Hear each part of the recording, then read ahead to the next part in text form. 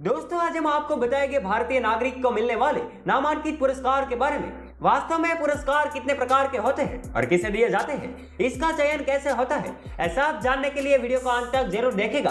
भारत रत्न भारत गणराज्य का सर्वोच्च नागरिक पुरस्कार है, जिसे साल 1954 में शुरू किया गया था। जाति, व्यवसाय, पद, लिंग या धर्म के भेदभाव के बिना कोई भी व्यक्ति इस पुरस्कार के लिए पात्र है। राष्ट्रीय सरकार में बदलाव के दौरान भारत रत्न को जुलाई 1977 से जनवरी 1980 तक कुछ समय के लिए निलंबित कर दिया गया था और दूसरी बार अगस्त 1992 से दिसंबर 1995 तक, जब कई जनहित याचिकाओं ने पुरस्कारों की संवैधानिक वैधता को चुनौती दी थी। यह पुरस्कार मूल रूप से कला, साहित्य, विज्ञान और सार्वजनिक सेवाओं में उपलब्धियों तक सीमित था, लेकिन सरकार ने दिसंबर 2011 में मानव प्रयास के किसी भी क्षेत्र को शामिल करने के लिए मानदंड का विस्तार किया। मूल कानून में मरणोपरांत पुरस्कारों का प्रावधान नहीं था, लेकिन उन्हें अनुमति देने के लिए जनवरी 1955 में संशोधन किया गया था। भारत रत्न के लिए सिफारिशें प्रधानमंत्री द्वारा राष्ट्रपति को की जाती है, जिसमें प्रतिवर्ष अधिकतम 3 नामांकित व्यक्तियों को पुरस्कार दिया जाता है। प्राप्तकर्ताओं को राष्ट्रपति द्वारा हस्ताक्षरित एक सनद और एक पीपल के पत्ते के आकार का पदक मिलता है। पुरस्कार के साथ कोई आर्थिक अनुदान जुड़ा नहीं है। भारत रत्न प्राप्तकर्ता भारतीय वरीयता क्रम में 7वें स्थान पर है। भारत रत्न के पहले प्राप्तकर्ता भारत के डोमिनियन के अंतिम गवर्नर जनरल और तमिलनाडु के पूर्व मुख्यमंत्री सी राजगोपालाचारी, भारत गणराज्य के दूसरे राष्ट्रपति और भारत के पहले उपराष्ट्रपति सर्वपल्ली राधाकृष्णन और नोबेल पुरस्कार विजेता और भौतिक विज्ञानी सीवी रमन थे, जिन्हें 1954 में सम्मानित किया गया था। तब से यह पुरस्कार 48 व्यक्तियों को दिया गया है, जिनमें 14 को मरणोपरांत सम्मानित किया गया है। पूर्व प्रधानमंत्री लाल बहादुर शास्त्री मरणोपरांत सम्मानित होने वाले पहले व्यक्ति बने, जिसे साल 1966 में यह सम्मान मिला। इंदिरा गांधी यह पुरस्कार प्राप्त करने वाली पहली महिला थी, जिसे साल 1971 में यह सम्मान मिला था। साल 2014 में क्रिकेटर सचिन तेंदुलकर को यह सम्मान मिला, जो उस समय सिर्फ 40 वर्ष के थे, जो सबसे कम उम्र के प्राप्तकर्ता बने। जबकि समाज सुधारक गौड़ केशव कर्वे को उनके 100वें जन्मदिन पर सम्मानित किया गया, जिससे वह सबसे ज्यादा उम्र के प्राप्तकर्ता बन गए। यह पुरस्कार प्राप्त करने वाले मदर टेरेसा, अब्दुल गफ्फार खान और नेल्सन मंडेला 3 विदेशी लोग भी शामिल हैं। लास्ट में साल 2019 में यह पुरस्कार प्रणब मुखर्जी, भूपेन हजारिका और नानाजी देशमुख को प्रदान किया गया है। पद्म पुरस्कार। दोस्तों, पद्म पुरस्कार 3 प्रकार के होते हैं: पद्म विभूषण, पद्म भूषण और पद्मश्री। 2 जनवरी 1954 को स्थापित यह तीनों पुरस्कार असाधारण और विशिष्ट सेवाओं के लिए दिया जाता है। 1954 के कानून में मरणोपरांत पुरस्कारों की अनुमति नहीं थी, लेकिन बाद में इसे जनवरी 1955 के कानून के तहत संशोधित किया गया। अन्य व्यक्तिगत नागरिक सम्मानों के साथ पद्म विभूषण को जुलाई 1977 से जनवरी 1980 तक और अगस्त 1992 से दिसंबर 1995 तक 2 बार निलंबित कर दिया गया था।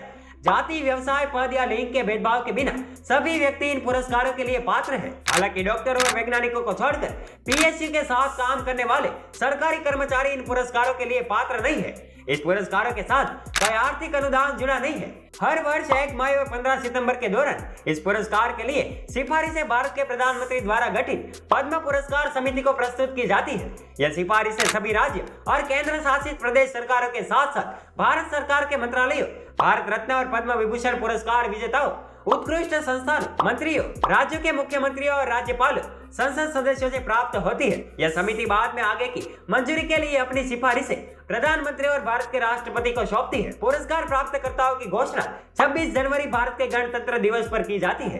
पद्म विभूषण।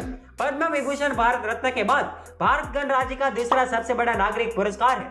आज तक यह पुरस्कार 331 व्यक्तियों को प्रदान किया गया है, जिनमें 31 मरणोपरांत और 29 गैर नागरिक प्राप्तकर्ता शामिल हैं। पुरस्कार के पहले प्राप्तकर्ता सत्येंद्र नाथ बोस, नंदलाल बोस, जाकिर हुसैन, बाबा साहेब गंगाधर खेर, जिग्मे दौरजी वांगचुक और वीके कृष्ण मेनन थे, जिन्हें 1954 में सम्मानित किया गया था। भूटान के नागरिक जिग्मे दौरजी वांगचुक यह पुरस्कार प्राप्त करने वाले पहले विदेशी व्यक्ति थे, जबकि भारतीय वायुसेना के पायलट सुरंजन दास मरणोपरांत पुरस्कार पाने वाले पहले व्यक्ति थे। पीएन अक्सर, विलायत खान, ईएमएस नंबूदरीपाद, स्वामी रंगनाथ नंद और मणिकोंडा चलपति राव ने पुरस्कार से इनकार कर दिया, जबकि लक्ष्मीचंद जैन और शरद अनंत राव जोशी के परिवार के सदस्यों ने उनके मरणोपरांत सम्मान को अस्वीकार कर दिया। और बाबा आमटे ने अपना यह सम्मान 1986 को वापस कर दिया। हाल ही में 26 जनवरी 2023 को यह पुरस्कार बालकृष्ण जोशी, जाकिर हुसैन, एसएम कृष्णा, दिलीप मालानबीस, एसआर श्रीनिवास वर्धन और मुलायम सिंह यादव को प्रदान किया गया है। पद्म भूषण। पद्म भूषण भारत गणराज्य में भारत रत्न और पद्म विभूषण बाद तीसरा सबसे बड़ा नागरिक पुरस्कार है। आज तक यह पुरस्कार 1303 व्यक्तियों को प्रदान किया गया है, जिनमें 31 मरणोपरांत और 101 गैर नागरिक प्राप्तकर्ता शामिल हैं। पद्म भूषण के कुछ पुरस्कार प्राप्तकर्ताओं द्वारा अस्वीकार कर दिए गए हैं या वापस कर दिए गए हैं। एक बंगाली थिएटर कार्यकर्ता शिशिर भादुड़ी, सितार वादक विलायत खान, पत्रकार निखिल चक्रवर्ती, इतिहासकार रोमिला थापर, पत्रकार और सिविल सेवक के सुब्रमण्यम, राष्ट्रीय स्वयंसेवक संघ के स्वयंसेवक दत्तोपन ठेंगड़ी, सिविल सेवक SR शंकरन, पार्श्व गायकी S जानकी ने पुरस्कार स्वीकारने से इनकार कर दिया था, जबकि भारत के 27वें मुख्य न्यायाधीश JS वर्मा के परिवार के सदस्यों ने उनके मरणोपरांत सम्मान को अस्वीकार कर दिया और कन्नड़ उपन्यासकार के शिवराम कारंत, उपन्यासकार किशवन सिंह, वैज्ञानिक तथा centre for cellular and molecular biology के संस्थापक निदेशक पुष्पमित्रा भार्गव ने अपना यह सम्मान सरकार को वापस कर दिए। साल 2023 में 9 लोगों को पद्म भूषण से सम्मानित किया गया है। पद्मश्री पुरस्कार भारत रत्न, पद्म विभूषण और पद्म भूषण के बाद भारत गणराज्य का चौथा सबसे बड़ा नागरिक पुरस्कार है।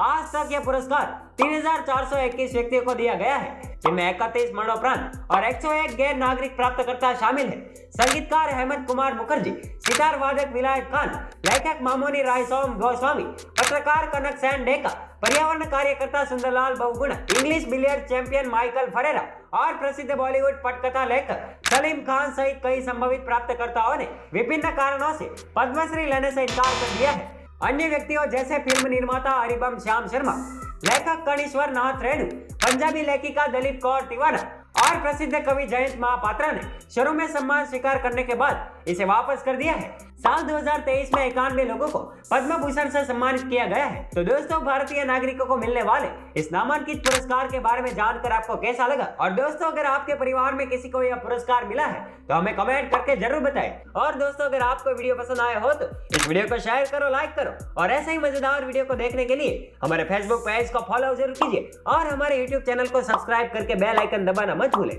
धन्यवाद।